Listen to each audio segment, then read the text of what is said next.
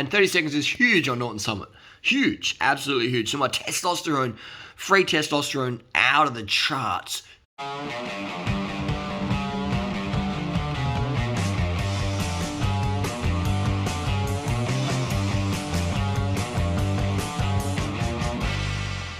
No vídeo de hoje, nós começamos com uma tabela de hidratação. Será que eu estou hidratado? Procure urinar claro, pelo menos 10 vezes por dia. Coma uma dieta rica em frutas e vegetais frescos. Beba 1 litro de água antes das refeições. Obrigada. Okay, here's the Strava. Here we got my legs felt great. My bike felt great. Sam helped me with the derailleur adjustment yesterday. Appreciate that, Sam. Felt really good. We just uploaded this. So it's just a morning ride, 640 k's. I don't do a lot of training. And so this is Norton Summit. This is it right here. Let's check this out. All right, so we see here we've got my PR's 12:57. 12:57 back in the day when I was super skinny. Same power output pretty much. We're gonna go down to here. This is a climb I've done so many times. It's not my favourite climb. Doesn't really suit me. It's more of a fast climb. I prefer steeper climbs, more athletic climbs. So you can see here. So look, that's the what's there, right? 348, 341. This is where I'm, mid 60 kilos, and even January 2016, I was even probably skinnier then. And then we can see here. Let's go all time. Let's go this year. Let's go this year. Let's be more accurate. So you can see here, April 3rd, I was about 69 kgs, around about 70 kilos or so. Let's go for the real accurate one. It was around the March, 1340. So generally the wind conditions pretty similar. It's the same guys, the same sort of, it's very similar wattages. Let's crunch it down to April 17th today. So today we did 1356. That day was a bit of a headwind, so time's a bit slower. But yeah, 1356 at 342 watts. And then what was one beforehand, we would say April, yeah. So that's about 69 kilos, 70 kilos there. 340 watts, less watts, 3 watts less. Still adds up. And 1330. Now we're using the same bike, the same jersey, everything's the same tyres, same wheels, etc. We'll keep it really, really legit in terms of the variables there. And the winds, it's this time of year, is hit or miss, but around that same time there. So generally when you see big watts and a slower time, it's generally because there was more of a headwind, more of a northeasterly. So there you go, it's quite interesting stuff. You can sort of see my watts here. This is when I'm just doing easy rides. There you go. That's the data there. So the more anabolics a cyclist or runner takes, the more their weight goes up and the less they will perform, assuming they're going past their ideal weight. Now, if you're underweight, if you're unhealthy, then yeah, you're going to be enhanced. Your performance will go up. But I'm beyond my ideal healthy cycling weight. Now I'm going into, overweight territory for what would be considered for me.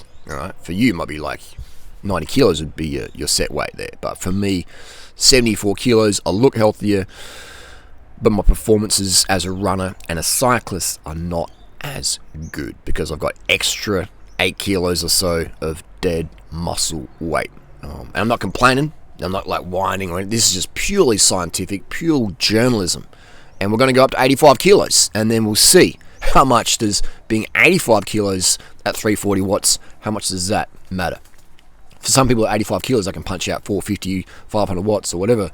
But that's not me. I'm around 350 watts. That's just my sort of lung function. VO2 max of 80. Max out there. I probably need a VO2 max of 100 to be doing the 450 watts. Things like that other people are doing. Anyway, that's the deal there. That's just me being transparent. Take it as you wish. Let's talk more about it. Clinical journalism here. I find it very interesting myself. 74 kilos. So this is the most recent test here. We're going to go to the power data. You've seen the power data. Same power data, and I'm 30 seconds slow. 30 seconds is huge on Norton Summit. Huge. Absolutely huge. So my testosterone, free testosterone out of the charts. Juiced. juiced to the gills. All right, nobody's got a higher testosterone level than me on the bunch this morning, but it doesn't matter because the weight's too high. All right, the hemoglobin's fantastic. The testosterone, my legs just pumping. I feel so strong, but the weight is too high for the performance. All right. Now I'm not saying that's it's a healthy weight, but I'm saying in terms of elite level performance, my weight would want to be around 62 to 63 kilos, which I can do easily, healthfully, and keep the same power and same hematocrit, etc. And imagine the watts per kilo difference there. 10 kilos. At a minimum, I could drop 8 kilos. All right. So there you go. That's just the mathematics there. That's why you always have to have a lightweight bike. That's why weight matters. Now let's have a look here at the other tests. A bit over, that's fine. That varies hour to hour. Estrogen is very important. It's very anabolic. Estrogen is very important for bone health. It's neuroprotective. It's cardioprotective. Estrogen is very, very important. You don't have low estrogen. You can see here, so this is an older test from what date we're at. Okay, there we go there. 26. So that was when I was doing some faster times. It's very light. Testosterone's lower. Testosterone's not that important in terms of performance for cyclists. I mean, you don't want to be low, but also it doesn't really matter too much, What matters is your watts per kilo. Your red blood cells matter and your weight matters. That's all that matters, Red blood cells and weight. And then obviously you're going to have enough sugar and glycogen in your muscles. So that's what matters. That's the main thing is your watts per kilo. So anabolics make you heavier. That's why I'm no longer 62, 63 or 59 kilos. I used to be 59 kilos, But when you're taking anabolics, your weight just goes up. And the more you take, the more the weight goes up. Anabolic for the name, for the reason. All right, so they're just showing you there. There we go, that's the video. You can see that my upper body, people are like, oh, you're skinny. I am skinny, but I'm not as cyclist skinny as I used to be. Some of my older videos, pre-anabolic days. Well, pre-anabolic days, let's put a bit of product placement in here. Pre-anabolic days. Oh, I can't get the guns through here. But it just goes to show you that, you can't see the brand. What is this? Some labeling here. There we go. Some blatant product endorsement there. This is a new XC bike. We're building up and test riding. But let's get serious. The extra weight, I look a lot healthier to a lot of people. Like, wow, you're looking healthier. 74 kilos, stuff like that. We're going to try to go up to 85 kgs. Your weight is determined by your hormones. All right. So this is why and I'm not recommending anything in this video. This is just my personal experimentation. I like to be transparent. I like to, where's that book? Great book to read. Great book to read. And I was inspired by Werner's transparency. I was like, this is pretty cool. So, great book. Very, very hard to get. Very, very hard to get. Those who know. It's a great book to read. Highly recommend it.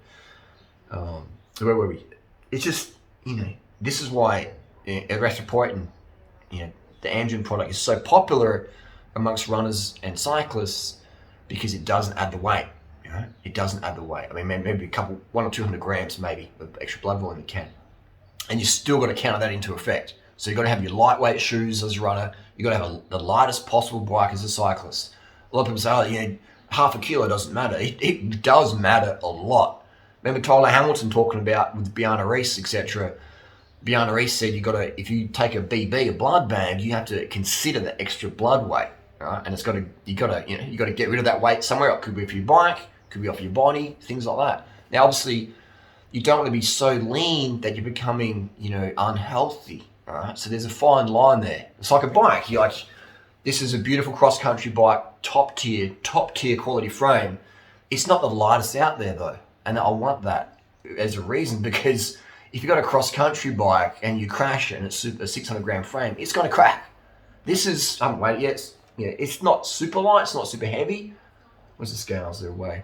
But, it's the perfect Goldilocks. Not too light, not too heavy. I want a bit of durability, but I don't want too heavy. So it's a bit of Goldilocks. That's the same with your body weight.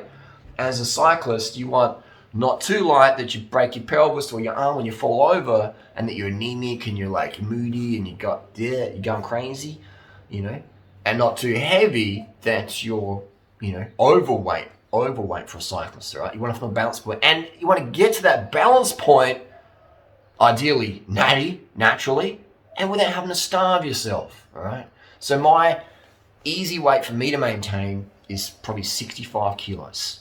65 kilos at 6 foot tall. That's really, really lean.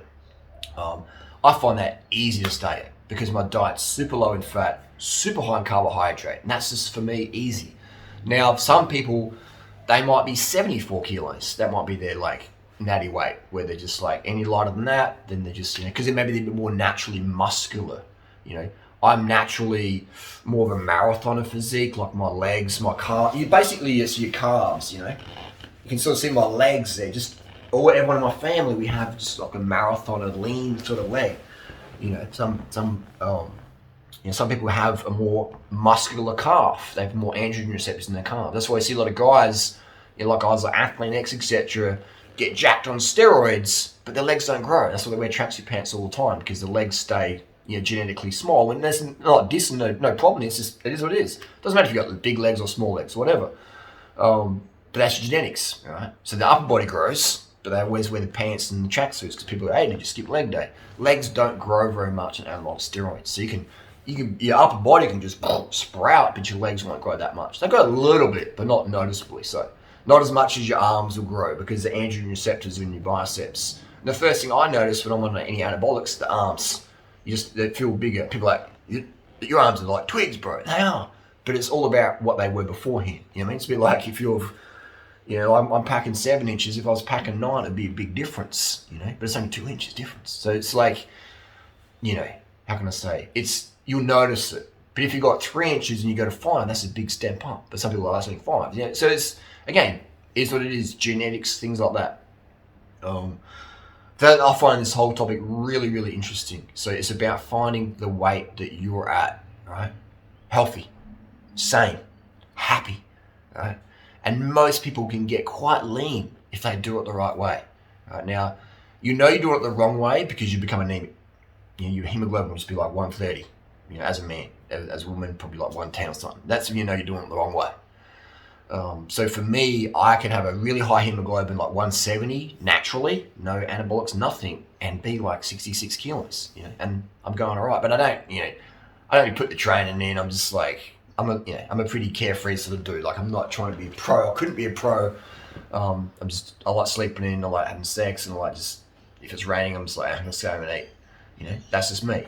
I understand that. So, but to be a pro cyclist, it's a lot of sacrifice. It's just like, it's great. It's a hard job. Right? But again, not even watching this video trying to be pros. We're just curious. We just like performance. We like beating our mates and being the hammer or the nail and having a bit of banter, a bit of fun. And I find that's a lot about Strava and the power meter, and Norton Summit. The same variables, the same bike, the same tires, the same guys, the same amount of drafting on the front, everything the same.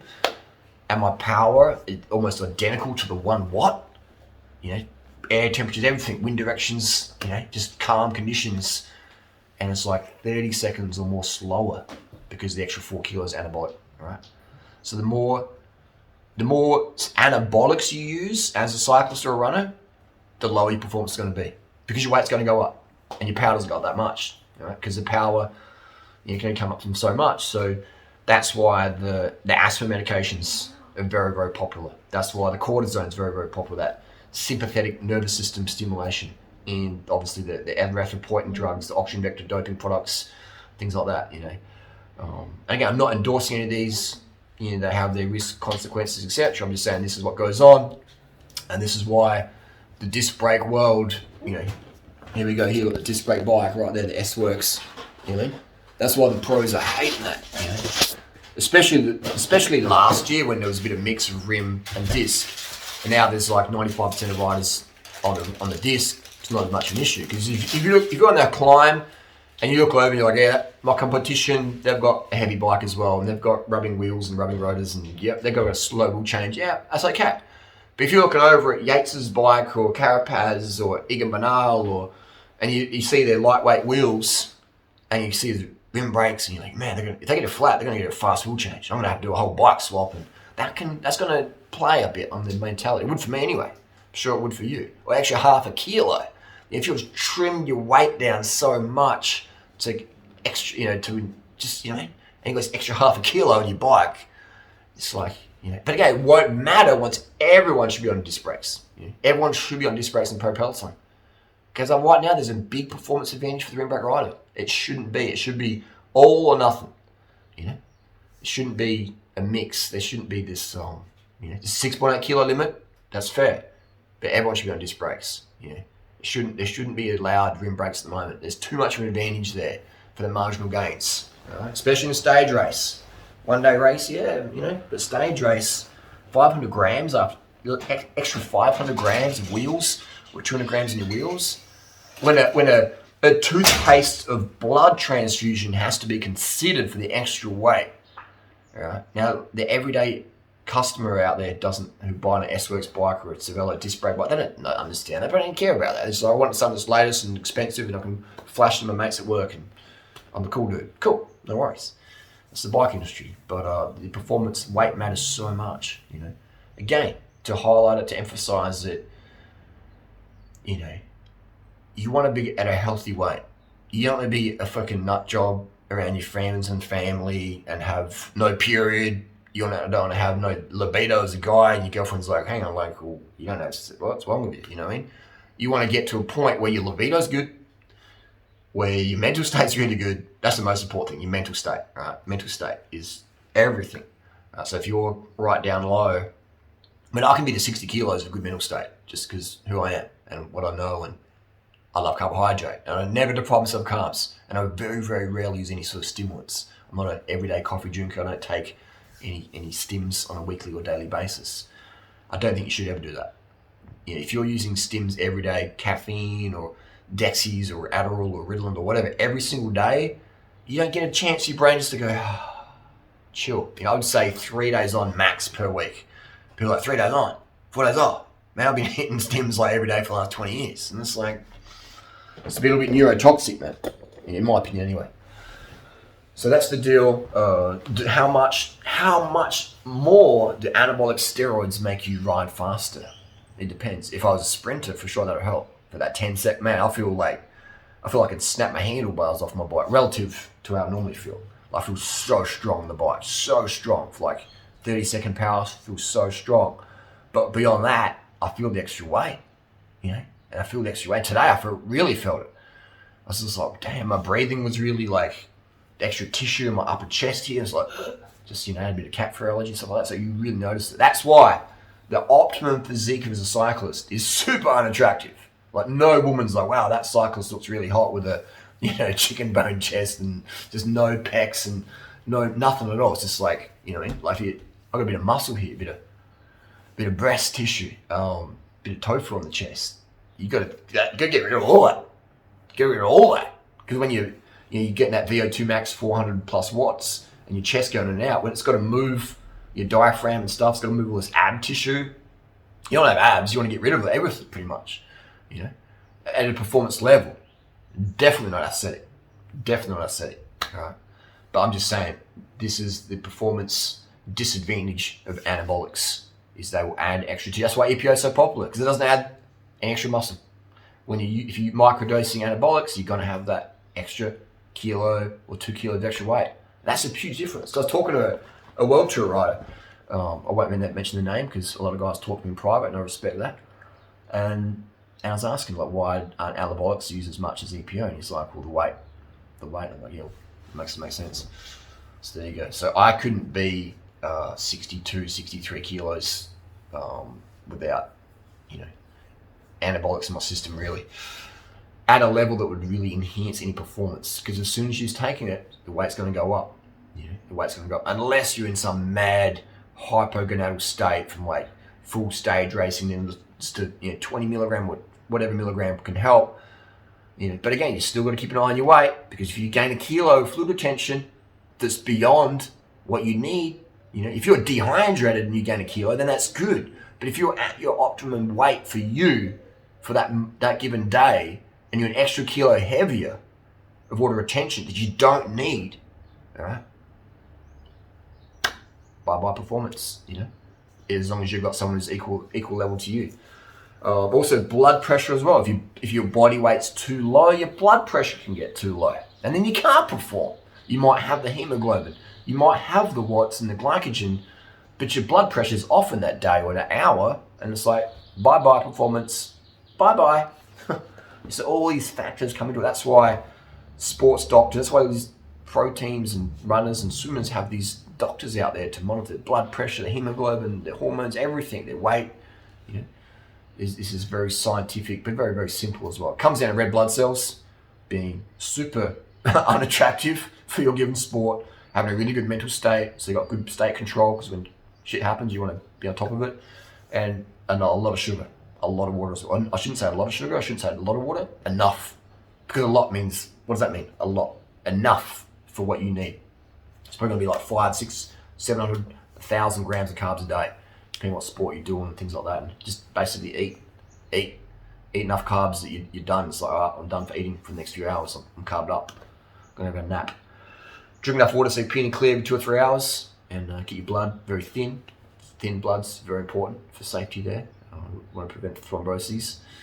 And that's about it. So yeah, just to be totally transparent, this is very, very interesting. And I've been saying it all along. People are like, you're a doper, you're a juiced. And it's like, yeah, for sure. But my performance are worse. The more I take, the worse the performance gets. Because extra weight, extra muscle. You know what I mean? Like, the top cyclists out there look sick in street clothing, in a t-shirt. They look ghastly. But their performances are out of this world. Okay? I'm going to say shout out to my friend, Cookie Man, Phil Guy Mon. He still has the most memorable performance ever I've seen on the bike. And I've ridden with all the juices over the years. And Phil, his 455 watts up Norton Summit, it's like 67 kilos or whatever. Man, that was like some Pentagon UFO shit right there. That was definitely enhanced. But yeah, anyway, it goes to show you that the super lightweight with the super watts, that's the winning combination. Because you can have watts, anyone have watts. It's not hard to put watts, but they have watts at the super low weight. That's the Dr. Ferrari shit right there. See you next video.